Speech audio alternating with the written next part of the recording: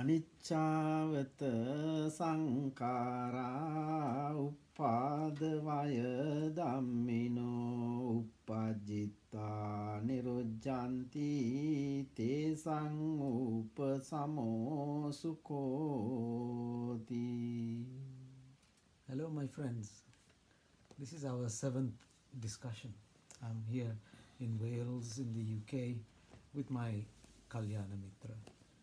Handrune, what is the meaning of that stanza? Yes, in common idea, Anniccawatha Sankhara, we are preaching in front of the dead body. At a funeral. In the funeral. Then the Theravada concept, okay, to the Theravada tradition, it is called the Panchukula. In funeral, the final movement, Theravada Bhikkhu gathering and preaching this sermon, and we try to give some merits the dead person. Oh, I see. So this is a ritual or a rite that's done at a funeral with lots of Buddhist monks there and the mourners and the dead body is there. And the intention is to pass merits, meaning pass some good things for the dead body. Yes. Is it for the dead body or for the person who has died? We have to give merits for the person who had died, but nowadays we are preaching in front of the dead body. Yes. So if we from the previous understanding that you gave me, and we all know clearly when somebody is dead, that is just a decaying piece of or pieces of flesh. Yes. Okay, we are giving it love and respect because it represents our friend or our family who has whose heart has stopped. By the way, 98% of clinical death is diagnosed when the heart has stopped. So we listen to the heart as doctors, and we shine a light into the pupil to see that there is no pupillary reflex, and we look to see that there is no actual breathing, and you're pronounced dead. There's another form of death which is a legal term in case the heart is still alive or the breathing is still going on by mechanical means through medical technology. Then we'll have to do some tests to see whether there's brain death. So from the 1960s and early 1970s, we have decided about brain death being a legal way to declare somebody dead. We meaning us as medical doctors.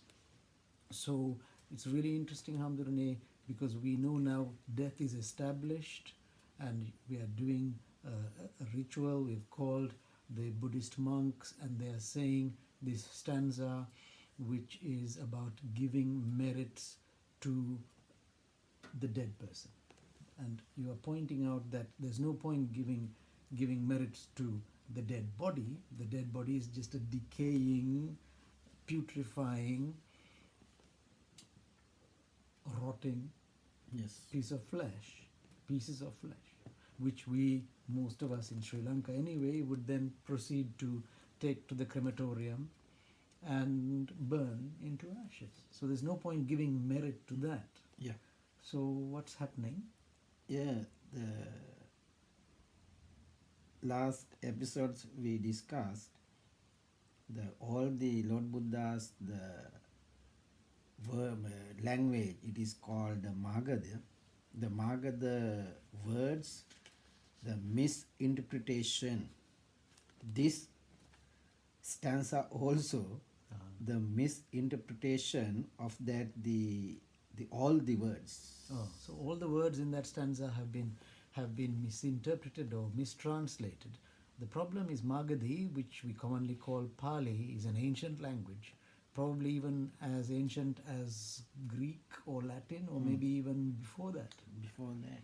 and perhaps at the same time as Sanskrit, Oh, before Sanskrit. even before Sanskrit. So we're talking about a language that was translated mostly from that language to English, and then from English back to Sinhala, which is the language that we speak, one of the languages that we speak in Sri Lanka. So the mistranslations are there, and then how do we know that it's a mistranslation? Is it because we compare that with other messages from the Buddha and we try to see whether it is within that context? So the context is important. So that's why we started out these episodes by talking about the very purpose and objective of Buddhism. Theravada Buddhism should be, in the words of the Buddha, in order to seek Nibbana, in order to end rebirth. So if we feel that the message somehow doesn't make sense, in other words, if we feel that the message is contradictory to the purpose of Nibbana, then it is probably a misunderstood or mistranslated piece of Dhamma, or maybe it is something that is completely wrong and was added in to the holy canon by other people other than directly the Buddha. So these are all things for you to keep in mind as possibilities. The reason I'm saying this is because it's controversial, and you probably already realize that my Kalyana Mithra here, you cannot actually see his face, and I haven't introduced you to him. If you do want me to introduce you to him, give me a sign through my Facebook or YouTube, and I will figure out whether it's safe to give you those details. And that's because we're going to get into, we have already got into controversial things, like I said. For example, trying to reach Nibbana in this lifetime. We will go into more and more controversial things. Controversial meaning these are things that will go against the popular belief that you have always had from when you were a child, especially if you were born a Buddhist. So this stanza, which is given as the Pansukula, in other words, as the funeral rites to people in Sri Lanka, but this is practiced all over the Buddhist world, and generally these are the words they said. So shall we look at the words or the sentences one by one? Yes. Lord Buddha explained the birth and passed away, death, not for the human physical body. Okay. Buddha explained the birth and the passed away happening in the present moment. Okay, so that's a very important distinction about the Buddha Dharma that you would probably have already understood from the 6 that we've done already.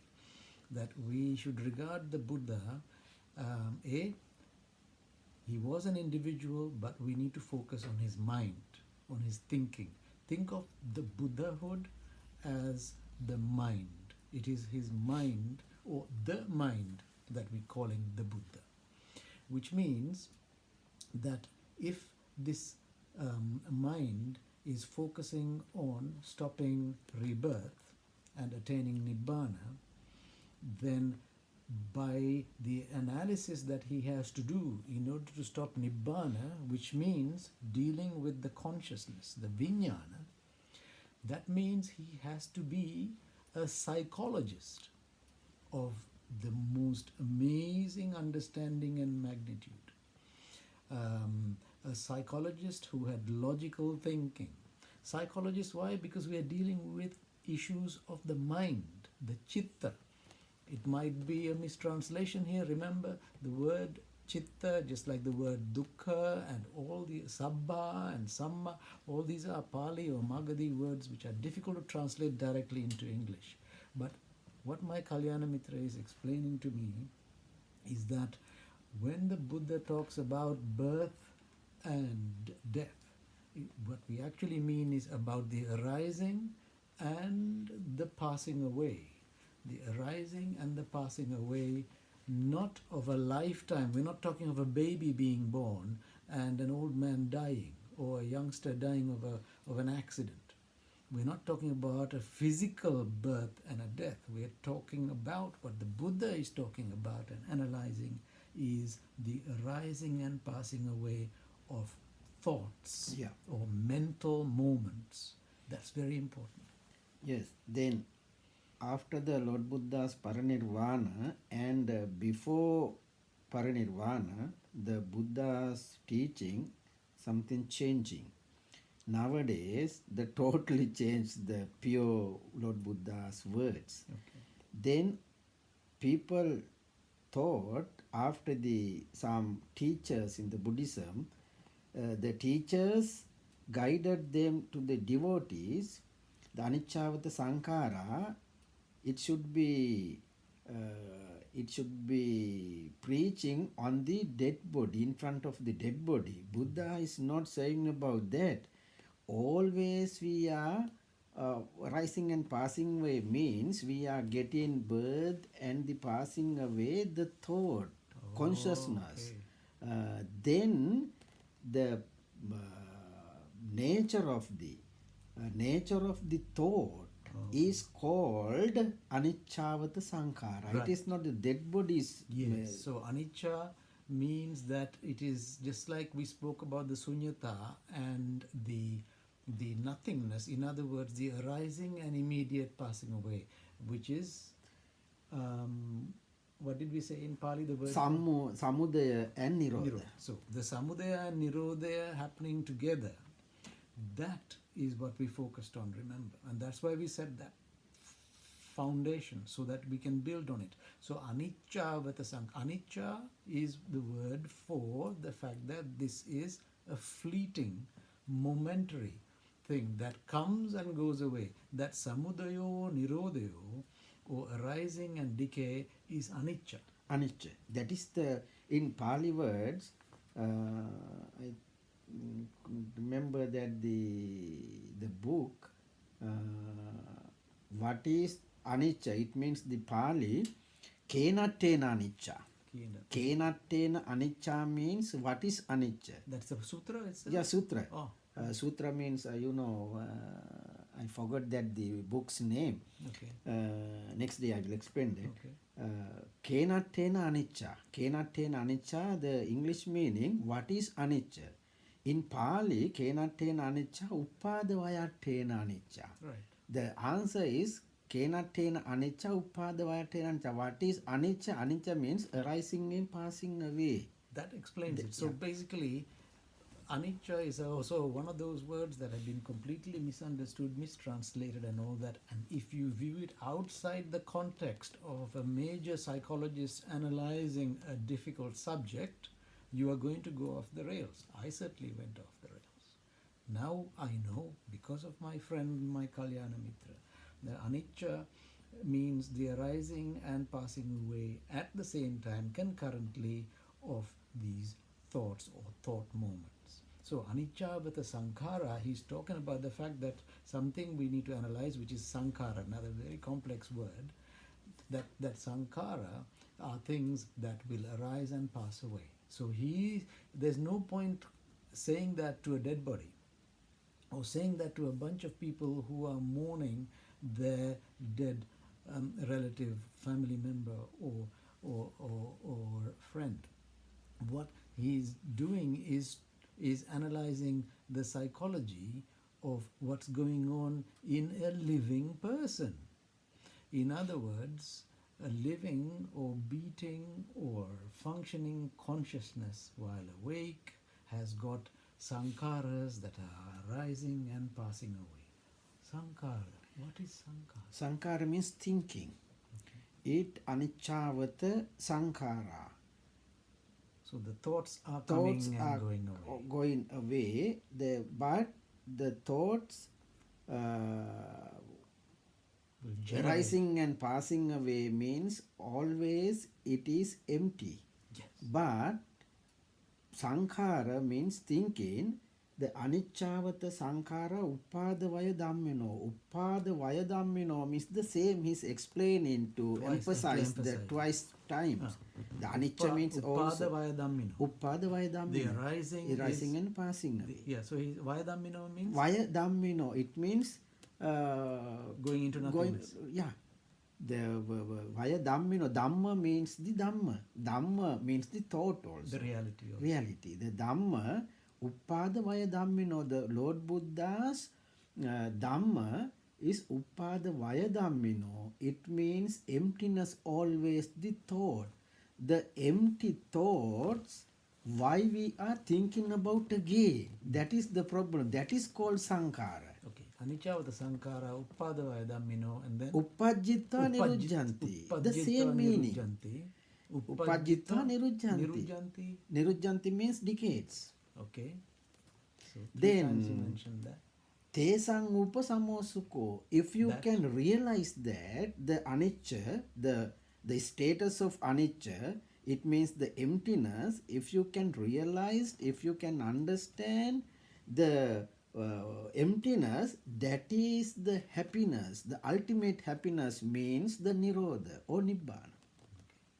So, my understanding of that, if I can say it then, is that the Buddha, this great psychologist, is saying that within the context of a living person, and we might find a way to say, okay, it's worthwhile talking to the people who have come to a funeral.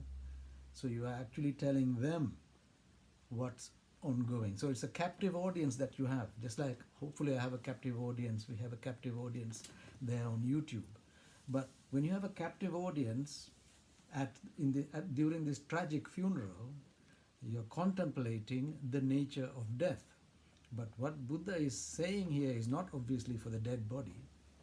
But if you're going to do it right, you got to explain and understand what it means. So if you're a captive audience at a funeral and contemplating death, then and somebody is then saying to you with wisdom, with understanding, Anniccawatha Sankhara, what he's saying, or she is saying, is that all your thoughts and thought moments are fleeting. They come and they go. They come and they go. That is the nature of reality. That is the meaning of my Dhamma. That is the meaning of your existence. So the final bit then he's saying, so Tesang upasamo sukho. Sukho means the happiness, that the ultimate is happiness. the meaning. That is the meaning of ultimate comfort or ultimate rest. So if you're now thinking about giving, for example, we may say to the dead person, may you rest in peace. Then within that context you may understand saying this, but once again understand what is being said is for your ears, for you to contemplate the impermanence, the cessation, or most importantly, the nothingness of your thoughts and thought moments. So if your thoughts and thought moments are essentially coming and going and not something for you to be attached to, consider it mostly a nothingness. Then you are contemplating that true and ultimate restfulness is reaching that state of Nibbana. Because of your realization that this is nothingness, it comes and it goes. All my desires, all my sensory inputs, all my thoughts, my anxieties, my worries, my fears, my hopes. We're not saying they are bad things, so we'll talk about that another time. But you've got to, when you're doing the Vipassana Bhavana, and then leading up to this, when you're talking and thinking and discussing this, understand that is what the Buddha is talking about. Even if you are a Buddhist like me and you go to a funeral and you hear the monks talking about this matter and doing this type of stanza, what it's talking about is for your ears to understand in the context that is emphasized again and again, that anicca is the fact that the mind and its thoughts and thought processes are fleeting. They come and they go. They come and they go. And then emphasizing that the ultimate bliss, the ultimate comfort is when all that goes away and you're left with a situation where you have reached that state of samadhi. No, that state of nirodha. Nirodha, That state of nirodha. It is also some samadhi. Samadhi can be divided into three. It means the laukika samadhi. Okay. Laukika samadhi and the miccha samadhi. Okay. And the samma samadhi. Right. Miccha samadhi means one of the cat looking at a rat. He concentrate his mind to rat. The cat is one of the samadhi. It is called miccha samadhi. Because he's doing it for his direct gain? Yeah, No? the direct some points. Or at a point? Yeah. Okay. It is called miccha samadhi. Okay. Some dhyana samadhi. Yes, last day we discussed about the dhyana samadhi, the samatha bhavana. It is called the laukika samadhi. It is the local samadhi something. Samma samadhi is the emptiness. If we can practice, if we can get experience about the Samma samadhi. samma samadhi, when we are getting the experience of emptiness, shunyata, it is called samma samadhi. Okay, so that is the same as being nirodha. Yeah, And it if you is do it called for a long time, it is nirodha samapatti. Nirodha samapatti. It is called samma samadhi. So to prevent confusion, we'll carry on with nirodha samapatti. And then that is the aim. So what is happening in this death or funeral rites should be a true understanding of what the Buddha is talking about. The Buddha is telling us all that I'm not talking about birth and death here. I'm not talking about a lifetime here. I'm talking about each and every moment. In other words, we're talking about the arising of a thought and the passing away. The immediate samudayo nirodhayo, the immediate, the uprising and then the cessation, the generation and then the destruction that happens together in fleeting moments. And this is what he is analyzing, and he's telling you how impermanent it is. He's emphasizing to you that that's the meaning of the Dhamma. In other words, that's the meaning behind what you should be meditating, contemplating, and then practicing. And he is saying that becomes the ultimate bliss. So, if that is what is being said in the funeral, then the very important thing is we are asking not the dead person or the consciousness of the dead person. Maybe we think it is somewhere hovering around the room, and maybe that person is listening.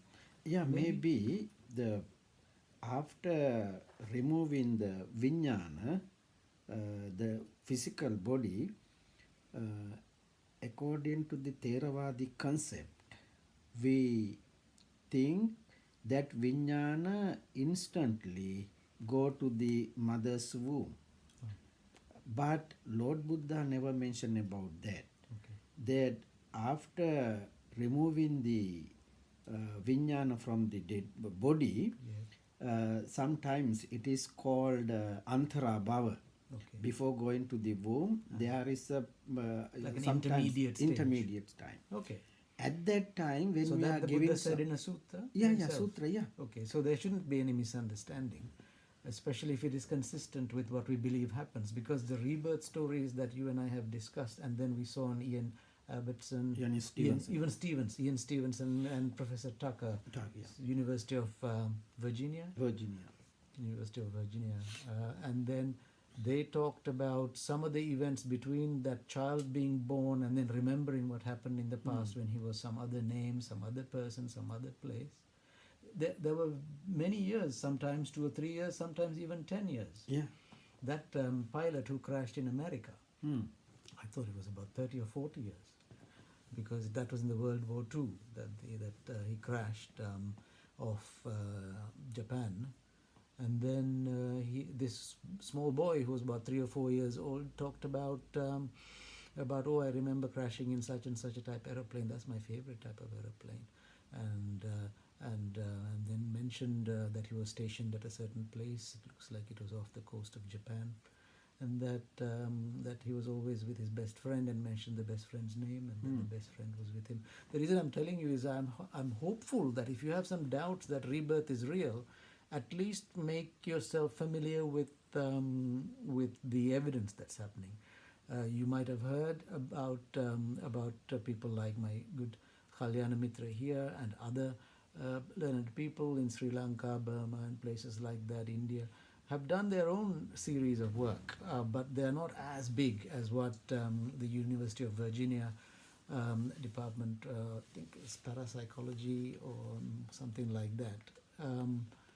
Perceptual studies, yeah, Department of Perceptual Studies, and their researchers are not people that you would generally ignore. These are highly academic doctors, medical doctors who have specialized in psychiatry and psychology, then who went on to do this research. So we believe in reincarnation, rebirth. So what goes across can be directly, as my friend here was saying, directly after death. The vijnana might go across and find the womb, or you might say it is an emerging life form that it connects to, or it might be that there is that intermediate state between death and then circling around as an energy ball or energy concentration. You might call it a vibration or waveform or a bunch of particles. But if you are interested in particle physics, quantum mechanics, and the work of people very recently like Stuart Hameroff and Sir Roger Penrose, then we are together, because I'm into that as well, and how there is a lot of convergence, not even parallel, but convergence now, in terms of what consciousness might be, and how that might presumably, when quantum theory is complete, because it's probably not complete, it probably starts to explain this vijnana. But even if it doesn't, we know it exists because of the evidence of rebirth. Yeah. And so, because rebirth exists, as my friend was explaining, there is a possibility that the dead person during this funeral might be hovering around, and such a person might hear what is being said. Yeah, the 5 aggregates. It is called the Panchupadana Skandha. It is the energy body. Okay. When we are giving some merits and memorizing his name, Yes. sometimes he can listen Okay. and he can see. Yes. Then I am not talking about that you don't do anything about your relatives or No, it's a good friends idea to when do it, you are after. because Yeah, we have to do something you have for to, him. Yeah. but it's very practical. And once again, I draw your attention to the work of Dr. Panier, Parnier, I think he is. He is a very respected colleague. I haven't met him. He's an intensive care specialist. So he's probably an anesthesiologist who did anesthesia. We talked about how anesthetics works, is an amazing thing. Anyway, he's probably an anesthetist who then became an intensive care specialist. And anyway, I respect him and I love his work. And he has drawn my attention to a whole host of recalled death experiences, or recalled experiences of death, RED. That's a better terminology, is what Dr. Parnier says, to what was previously, a lot of people now talk about as being near-death experiences. You were saying about how it might be that the person can hear his name and hear the words, and might still be hovering in that intermediate state before the vijnana goes and Goes to another thing. and hits on an appropriate life source. So that probably is true, because of all the thousands of people who have come back from their heart has stopped, or they became really, really cold and the heart has just frozen, or they're in a situation where they've lost a lot of blood, and that was restored. So basically, ever since the 1960s, early 1960s, when the doctors got knowledge about cardiopulmonary resuscitation, what we talked about earlier, about blowing air into the lungs and then pumping on the heart, even though you're only pumping by doing that about 2 or 3 centimeters if you're lucky, if you're a fat guy with lots of weight, you can't. But if you're a slim chap like you and me, yes, somebody who's resuscitating us might be able to really do a good job. So that's another reason why we should try and remain lean and go for walks every day. But anyway, we're talking about resuscitation. So ever since 1960s, when we managed to bring the heart back by pumping on it, and then later on ventricular fibrillation, the VF. At once the physical body and the vijnana, something connection within 2-3 hours. Then after that, they comes the body again. I have so many experience, but yes, you're right. So those experiences are what we see on the YouTube's YouTube videos, and these are not little people who you cannot respect. These are people who have got years of experience plus professional qualifications, and people who we would all say are absolutely beyond reproach. Tons and tons of intensive care doctors. So we're now going to the 32nd minute, and so we talked about a number of things. We talked about the fact that yes, it's well appreciated that you would bring monks across to talk about death, but actually the stanza itself is not about a physical death, it's about the cessation of a thought process. Samudayo nirodhayo, the nothingness. And it's an opportunity for a captive audience at the funeral to remember that and then apply that for their own life, and such that they will seek the path of ultimate bliss, nibbana. But if the dead person's vijnana is hanging around in that intermediate state, that person can hear and will either come back to that same body, which can happen when there are when some of those situations happen as the near-death experiences or recalled experiences of death. And if that happens, as my Kalyana Mithra was saying, within 2 or 3 hours, then that can come back to the same body. Well, if it's a disease that could be cured, then that's a really good idea. But there's a decapitated pig experiment that's also on the YouTube that you should watch, but we'll talk about that later on.